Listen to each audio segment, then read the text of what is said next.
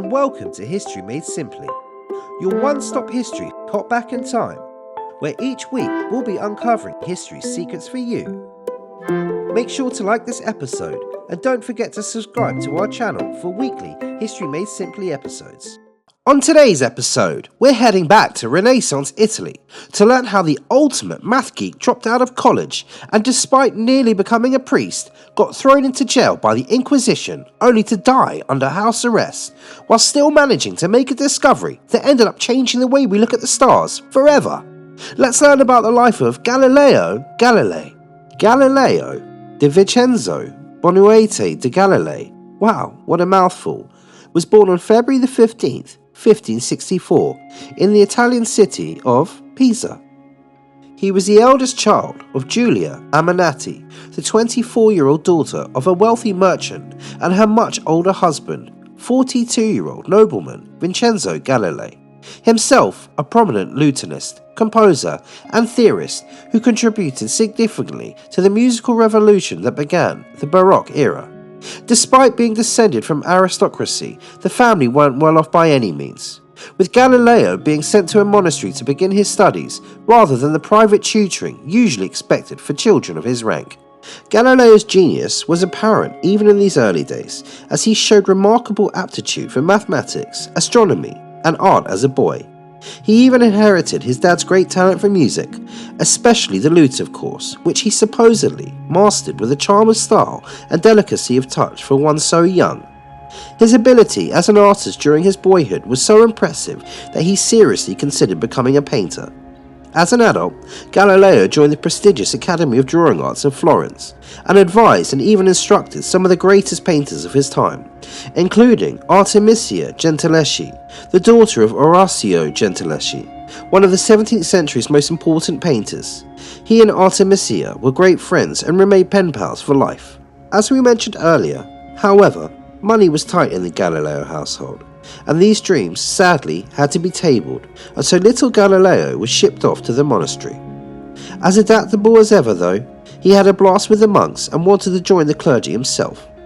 But like most fathers, Vincenzo thought he knew best and overruled his son's wishes, enrolling him in the University of Pisa in 1580, when Galileo was only 16. It was there that his love of math and physics resurfaced, but before Galileo could set up his cap in that direction, Vincenzo demanded his son study medicine instead. Sheesh, Dad, you're ruining my life, he must have thought. Cruel though his father's actions might seem, Vincenzo perhaps had an understandable reason for forcing his son into medicine. For though he himself was a lute virtuoso and sought-after court musician, the family was still struggling. Galileo was joined by 5 more siblings during the 1560s and 70s, and although he clearly took after Vincenzo in his flair for mathematical musical theory, we might forgive a father who didn't want to see his son fall on hard times as often as he did, knowing full well how precarious the life of a musician can be. Whether it's 16th or the 21st century, parents will be parents, and though he may have resented it, his medicinal studies did nothing to dampen Galileo's prodigious inquisitiveness, as we shall see. Barely a year into his medical degree, it is said that Galileo noticed a swinging chandelier around which air currents swirled as it swung in larger and smaller arcs. Quite an ordinary thing to the casual observer, but for an uber nerd like Galileo, it seemed, by comparison with his heartbeat, that the chandelier took the same amount of time to swing back and forth, no matter the size of the arcs. Curious Galileo set up 2 pendulums of equal length when he got home that day, and swung one with a large sweep and the other with a small sweep, determining that the pair of pendulums actually kept time together. It was not until the work of Dutch inventor Christiaan Huygens, nearly a century later, that the arc nature of swinging pendulum was used to create an accurate timepiece, but it all began in 1581 Pisa, with a bored teenage college student. One might wonder, given Galileo's obvious love of numbers, why he wasn't allowed to study math or physics at uni. But Vincenzo was convinced that a doctor would earn more money than a mathematician. He may have had a point, so he deliberately kept his son away from these disciplines. However, after accidentally attending a geometry lecture, as one does, he was able to talk his very reluctant father into letting him ditch medicine for mathematics and natural philosophy. Galileo thrived in his new studies, discovering the scientific principle behind the thermoscope, a precursor of the thermometer. But continued financial constraints caused our budding prodigy to drop out of university in 1585 without a degree. His curiosity wouldn't quit though, and Galileo continued his mathematical studies on his own, earning money by becoming a private tutor.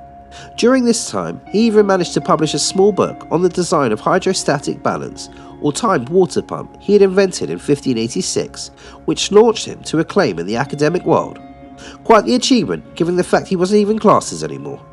Being unburdened by lessons also allowed him to revive his interest in art, and, as we've already covered, he obtained the position of instructor at the Florentine Art Academy in 1588, where his math skills made him an excellent teacher of perspective, contrast and light composition. But within just a couple of years, Galileo returned in triumph to the University of Pisa in 1589 to teach, you guessed it, math. Being appointed as chair of mathematics at Pisa in 1590, within months of this remarkable comeback, Galileo's mechanics, mathematics, and astronomy lectures attracted some serious attention and controversy. One of his students, Vincenzo Viviani, wrote that crowds formed as Professor Galilei threw down objects from the famous Leaning Tower of Pisa, demonstrating once and for all that the speed of their fall was isolated from their weight, just like his testing of the pendulums years before.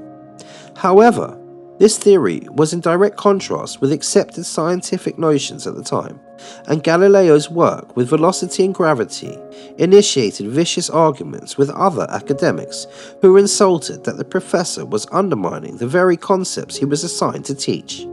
In retribution, Galileo's contract at the University of Pisa was terminated in 1592, and he left for the University of Padua. Galileo's exceptional eccentricity, controversial instructions followed him to his new post. In Padua, he continued teaching geometry, mechanics, and astronomy. His discoveries also progressed, and he made significant strides in kinematics, or the geometry of motion, principles which still form the basis of astrophysics, mechanical engineering, robotics, and biomechanics to this very day.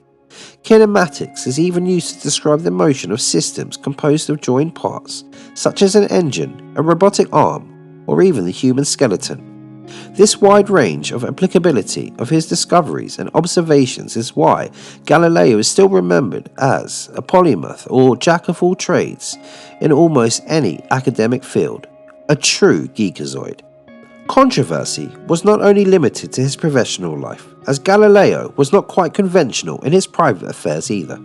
Though a devout Catholic and almost priest, he wasn't too bothered with the sacrament of marriage, and associated, we shall say, with Marina Gamba, a young woman he met on his frequent trips to Venice, where he was making waves among the scholars, artists, and nobility of that city.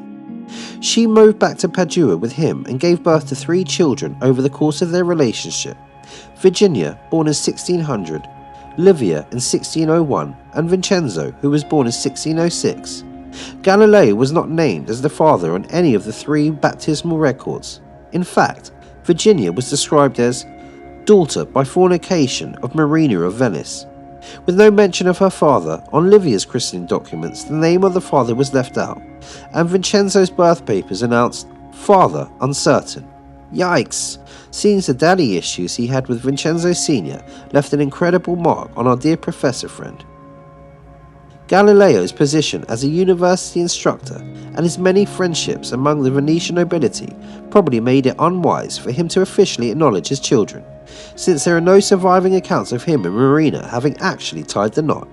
Galileo's alternative family and university track record caused him to eventually leave Padua in 1610, and he took up a position at the Medici court in Florence. His daughters accompanied him, but their mother and brother were left behind, though Vincenzo would join them in Florence a few years later. With Marina no longer in the picture by then, Galileo put his daughters in a convent. Sensing a pattern here? But did manage to have Vincenzo legitimized by Cosimo II de' Medici, the reigning Grand Duke of Tuscany, ruler of the city of Florence, and former pupil of Galileo. Nothing like having friends in high places, huh? In his 1619 request for this, Galileo finally declared that at the time of his cohabitation with Marina, that they had never been married, and that she had already died by the time the act was drawn up. Vincenzo studied law and later became a famous lutenist in his own right, following in the family footsteps just like his namesake grandfather.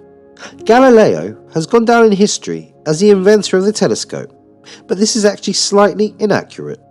Kudos for this invention rightfully belongs to the Dutch eyeglass maker Hans Lippershey, but Galileo was the first person to point the optical instrument skyward and conduct detailed studies of the heavens. Lippershey's 1608 patent application for the device is the earliest on record.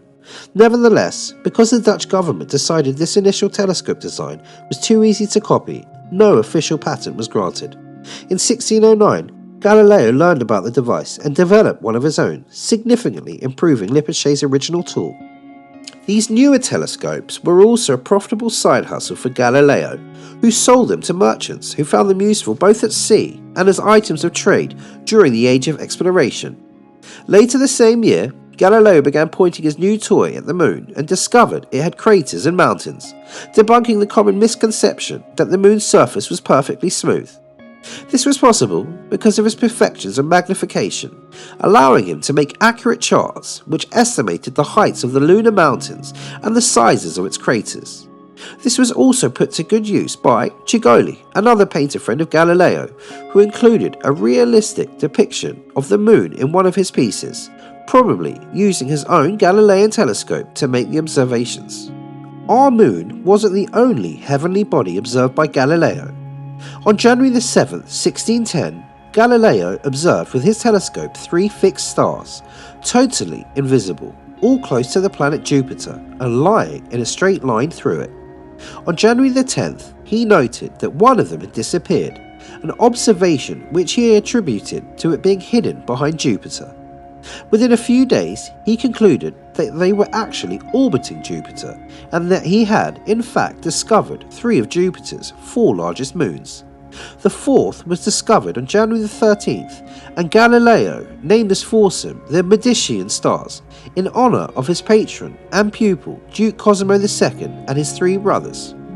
Later, astronomers, however, renamed them the Galilean satellites in his honour. Galileo's observations of the satellites of Jupiter, like everything else in his life, caused great dispute among astronomers as a planet, with smaller planets orbiting it, did not conform to the accepted principles of the time, which then held that all heavenly bodies should circle the Earth, and many astronomers and philosophers initially refused to believe that Galileo could have made such an outlandish discovery. Nonetheless, Geeking Galileo saw practicality in the uproar and used these findings to determine the east-west position of ships at sea, which required their clocks to be synchronized with clocks in the prime meridian, thus solving a long-standing problem of longitude, which had great importance to safe navigation. Throughout the 1610s, Galileo would continue to make groundbreaking observations in the night sky, observing the phases of Venus, glimpsing the rings of Saturn, briefly spying the as-yet undiscovered Neptune, and confirming the existence of sunspots and the cluster of stars we now call the Milky Way. But the discontent among his colleagues in the scientific and religious communities was beginning to pile up. Galileo's conflict with the church and the majority of educated people of his day stemmed from the popularity subscribed view that the Earth was the centre of the universe, with all heavenly bodies, including the planets, the moon and sun, orbiting around it. This belief was born out of the clergy who pointed to biblical passages implying the fixed nature of the Earth. Galileo's telescopic observations flew in the face of such traditional assumptions, and though he was certainly not the first proponent of this theory, his infamy and copious amounts of publications and scientific contributions made him impossible to ignore.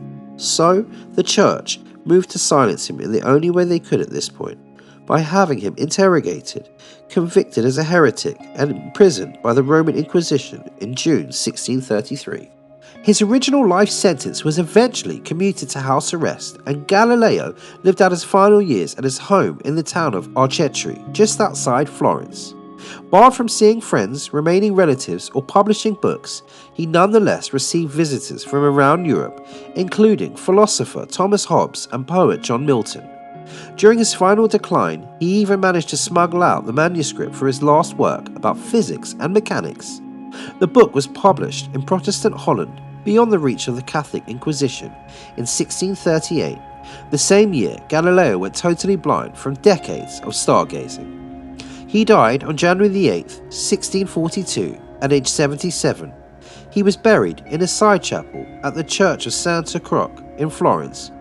In 1737, as his remains were being transferred to a place of honour in the same chapel, 3 of Galileo's fingers, along with a vertebra and a tooth, were removed from his corpse. 2 of the fingers were kept by one of his admirers, who handed the grisly heirlooms down through his own family. They were acquired by a private collector at an auction in 2009. Meanwhile, the 3rd finger, the middle finger of his right hand no less, has been housed at various museums in Italy since at least the beginning of the 19th century. It wasn't until 1979 that Pope John Paul II initiated an investigation into the Catholic Church's condemnation of Galileo, and in 1992, so 359 years after Galileo was tried by the Inquisition, the Pope officially closed the investigation and issued a formal apology. We hope you enjoyed this episode of Geeking Out with Galileo Galilei from History Made Simply. Don't forget to like and subscribe to our channel and watch our next episode.